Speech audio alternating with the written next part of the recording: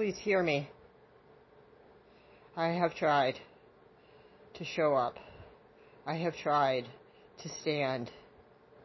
I have tried to be places where I have no business being for the greater good, because I've seen outcomes previously when rules were followed and the greater good was not served. Period. I am exhausted. If there's anything that I feel like you should know about this condition, it's truly to find a way to understand the energetic component, because that is essentially what is missing. That will connect all the dots between all the many pieces and give all the people the relief they deserve from this hellish nightmare that we are trapped in when we are spread too thin, we are pushed too far, we are bled from the teeth, we are on our knees, we are having spiritual experiences on a daily basis in order to cope with the weight of this condition. Please hear us. So I think what I want to say is we see you. I see you. I honor you.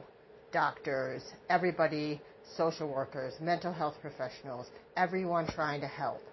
This should be a template for the rest of the medical system, Tuberous Sclerosis Complex. It should be a template.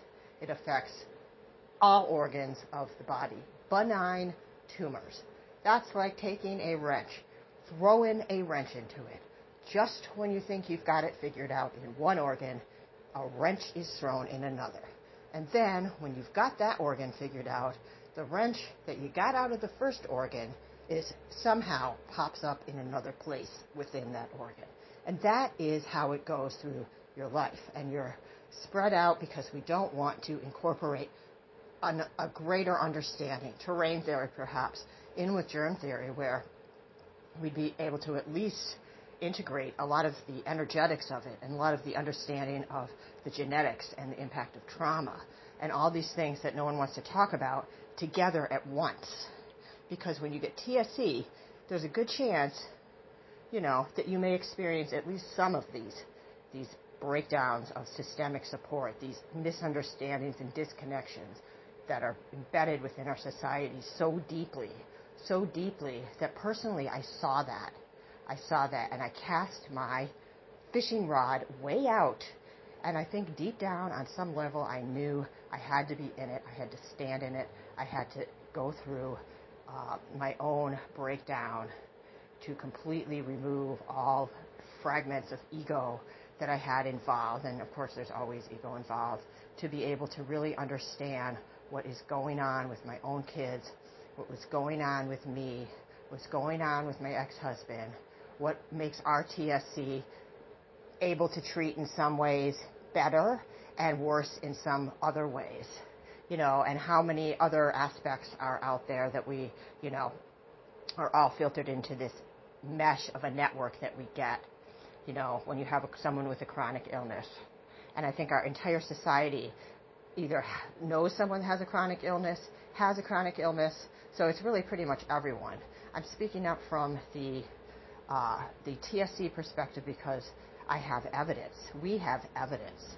I feel like if we are able to use our voices to express our day-to-day experience, the nuances of what happens, the energetics of it, in a way where we are empowered, we are heard, our ideas, our thoughts, our feelings are not taken and tried to fit into the mold of our very profit and greed-oriented society in order to function, in order to keep us hooked in. And it's all so subconscious. So anyways, these doctors, I see you. I know you're awake in the systems. I know you know. You think, okay, well, maybe this is, it's cognitive dissonance. Maybe this vaccine isn't the best, but, we got lives to save. We should sit down and shut up, lady, because there's no going back to all alternative and grass and sticks here, girl. We are way too far gone for that. Way too far gone for this lifetime. So I am out here in the brushes trying to help because I see it. I feel it. I know it. And I bet every doctor that really gets into their heart, and every person that is a professional that treats TSC, that gets in their heart, knows this, feels it. So they are right there with us, and it's not this like us and them thing. It's all of us humans.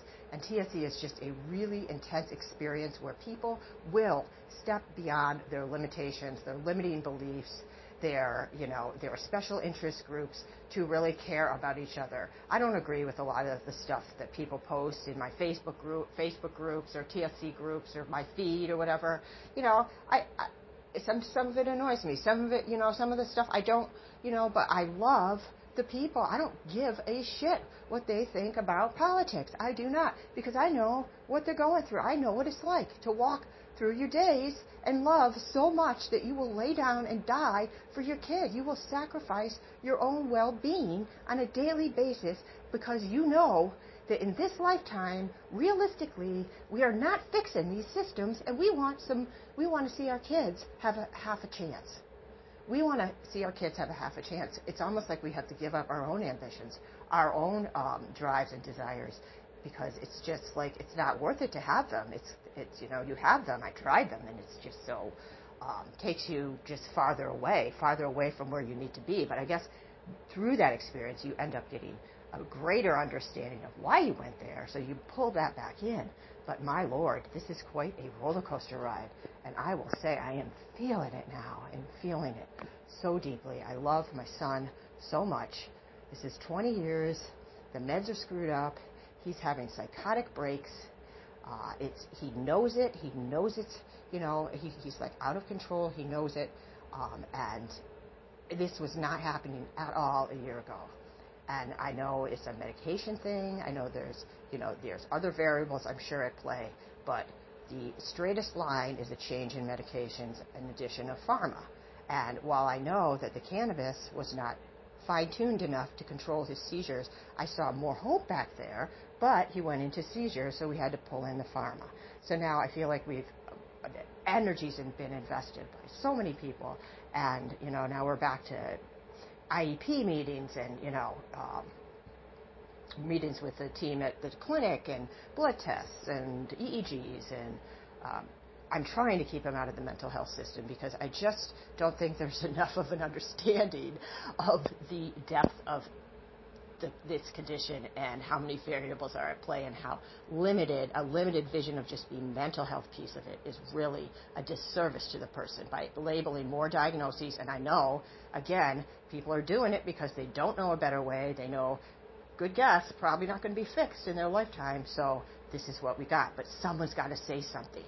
And I'm trying to say, I love what the mental health system tries to be, but for this kind of a diagnosis, it's not useful unless you're going to put your armor down and you're going to come in on your knees and listen and learn and not have an ego about how much you know, because I do see that a lot in the mental health system. I see it with my daughter. There's power plays all over the place. This kid has been through these mental health programs for years. Mental health programs, like that's a day program, part of a day program, behavioral health. She can quote the whole thing. She knows it by heart. She probably could teach the classes, but no one respects her enough to see that because she's throwing wrenches in it with her TSC every freaking minute with her behavior. So it's just, you're damned if you do, you're damned if you don't. And I am throwing my arms up. My guides, my higher self, my galactic team, my ancestors, God, help us now. I love you.